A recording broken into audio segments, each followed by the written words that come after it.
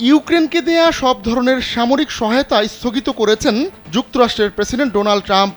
গেল সপ্তাহে হোয়াইট হাউসে ট্রাম্প ও মার্কিন ভাইস প্রেসিডেন্ট জেডি ভান্সের সঙ্গে ইউক্রেনের প্রেসিডেন্ট ভলোদিমির জেলেনস্কির বাকবিতণ্ডার জেরে এ সিদ্ধান্ত নেওয়া হয়েছে।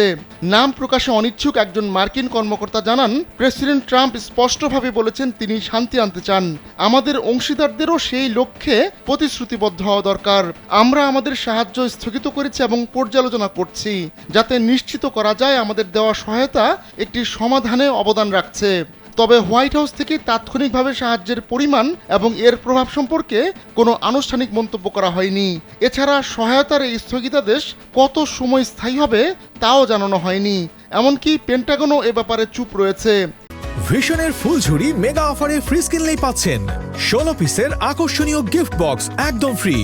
সাংবাদিকরা বিস্তারিত জানতে তাদের সঙ্গে যোগাযোগ করলে তারা এ বিষয়ে এর চেয়ে বিস্তারিত জানাতে পারেনি।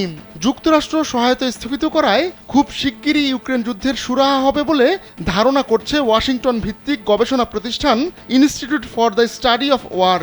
তারা বলছে ইউক্রেনে মার্কিন সহায়তা বন্ধ হলে যুদ্ধে দ্রুত বিজয়ের কাছাকাছি চলে যাবে রাশিয়া।